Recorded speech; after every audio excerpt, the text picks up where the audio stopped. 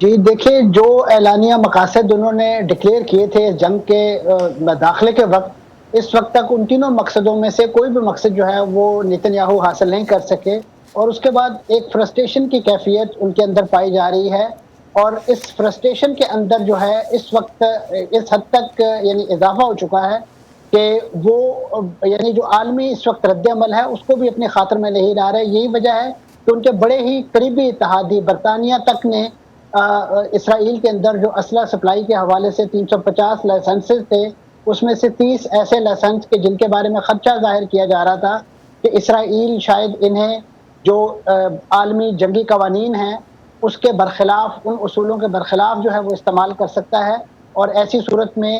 جو اس وقت تنقید جاری ہے اس کا ہدف بن سکتا ہے۔ اگرچہ برطانیہ نے اس بات کا بھی اعادہ کیا ہے کہ اسے اسرائیل کا تحفظ بھی عزیز ہے، اور وہ اس لحاظ سے جو F-35 کے جو پرزہ جات ہیں وہ اس کی فراہمی جاری رکھے گا، لیکن جو اس وقت مقاصد انہوں نے ڈکلیئر کیے تھے یعنی حماس کا خاتمہ وہ نہیں ہو سکا۔ اسی طریقے سے جو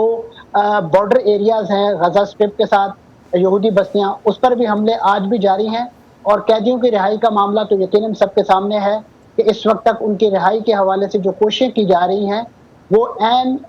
یعنی کامیابی کی طرف جاتے جاتے جو ہیں اس کے بعد جو مبینہ طور پہ حماس کا الزام ہے کہ یہ قیدی جو ہیں وہ اسرائیل کی بمباری یا اس کے جو ٹارگٹ کلنگ ہے اس کے نتیجے میں جو ہے وہ جان سے گئے ہیں۔ یہی وجہ ہے کہ معاہدہ ایک لحاظ سے پھر کٹائی کی طرف جا رہا ہے، لیکن اس وقت میں سمجھتا ہوں کہ جو عالمی کوششیں ہو رہی ہیں وہ یقیناً اپنی جگہ قابل تحسین ہے، اور بالخصوص امریکہ کا اس معاملے میں اس وقت بہت زیادہ انٹرسٹ لینا، اس حد تک کہ کل جو بائیڈن صاحب نے اپنی عام مصروفیات کو تج کے اپنے عام شیڈیول کو ایک سائڈ پہ رکھتے ہوئے ان لوگوں سے ملاقات کرنے کا فیصلہ کیا کہ جو اس یرغمالی ایشو کے حوالے سے اسٹیک ہولڈر ہیں، اور اسی طریقے سے جو ابھی مستقبل کی جو امیدوار ہیں صدارتی امیدوار کیملا ہیرس، وہ بھی ملاقات کرنے جا رہی ہیں۔ اس سے جو امریکی انتظامیہ کی اس سنجیدگی کا اندازہ ہوتا ہے جس کا آپ نے اپنے انٹرو میں بھی ذکر کیا کہ اس وقت اس کے لیے کوششیں ہو رہی ہیں کہ کسی طریقے سے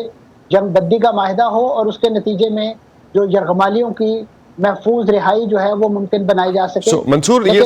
ساری جو ایفرٹس ہیں، جو گلوبل ایفرٹس ہیں، وہ ایک طرف امریکہ اور برطانیہ کا آپ نے ذکر کر دیا، تو اسرائیل کے اندر بھی 7 اکتوبر کے بعد سب سے بڑے مظاہرے تھے جو ابھی ہم نے پچھلے 2 دن میں دیکھے ہیں، ہڑتال بھی تھی۔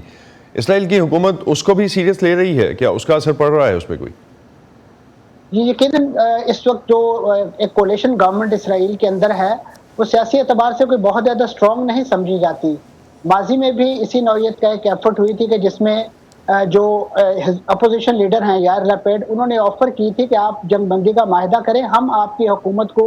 ڈی سیٹ ہونے سے بچانے کے لیے ہر طرح کا تعاون کرنے کے لیے تیار ہیں۔ لیکن کیونکہ نیتن یاہو صاحب جو ہیں وہ اس وقت اسرائیل کے اندر انتہائی انتہا پسند جو یہودیوں کا ایک گروپ ہے جن کی قیادت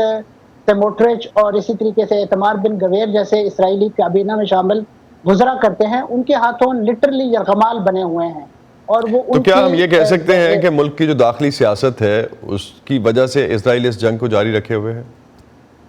یقیناً اس میں نیتن یاہو صاحب کا اپنا پرسنل جو پولیٹیکل سٹیک ہے وہ بھی موجود ہے، اور اسی طریقے سے جو وہاں پہ انتہا پسند الٹرا رائٹس قسم کے جو وزراء ہیں ان کا جو انٹرسٹ ہے۔ اور یہی دیکھیے کہ اب آپ اس کے آگ کے شعلے جو ہیں وہ غزہ سے غرب اردن کی طرف لپک رہے ہیں، اور وہاں پہ ایک وہی کیفیت جس کو منی غزہ کا نام دیا جا رہا ہے وہ پیدا ہوتی جا رہی ہے، اور جس کے بعد میں سمجھتا ہوں جو انٹرنیشنل ڈپلومیسی جس میں وہ ممالک کے جو ہمیں ماضی میں تھوڑے سے ٹیسٹ ان کی خاموشی نظر آئی، اب سعودی عرب جو ہے وہ بھی جمپ ان کر رہا ہے، مصر جو ہے وہ بھی اس معاملے میں بہت زیادہ ہیکٹک ایفرٹ جو ہے وہ کیے جا رہے ہیں۔ منصور، لاسٹ پہ میں صرف ایک چیز کوئکلی جاننا چاہوں گا، امریکہ کی جو کوششوں کی ہم بات کر رہے ہیں، تو جنگ بندی کی کوششوں سے اگر امریکہ باہر آتا ہے تو پھر مشرق وسطیٰ کا مستقبل کیا بنتا ہے؟ دیکھیں جی، میں سمجھتا ہوں کہ جنگ بندی کی کوششیں امریکہ کے لیے بھی بہت ہی امپورٹنٹ ہے، اور خاص طور پہ جس انتخابات کے تھریش ہولڈ پہ مرحلے پہ اس وقت امریکہ کھڑا ہے وہ اس پورے قضیے کو اس طریقے سے ان اٹینڈڈ نہیں چھوڑ سکتا، اور انہیں اپنے ووٹرز کو خاص طور پہ جو اس وقت حکومت موجود ہے یا ان کے جو سیاسی مخالفین موجود ہیں انہیں کسی نہ کسی طریقے سے اپنے ووٹرز کو قائل اور مائل کرنے کے لیے کوئی نہ کوئی نتیجہ جو ہے، چاہے وہ جنگ بندی کی صورت میں ہو، قیدیوں کی رہائی کی صورت میں ہو، وہ ان کے سامنے ٹیبل کرنا پڑے گا. تو وہی ایک چیز جو ہے وہ ان کی لوکل آڈینس کے لیے بھی ضروری ہوگی. بہت بہت شکریہ منصور، آپ ہمارے ساتھ تھے.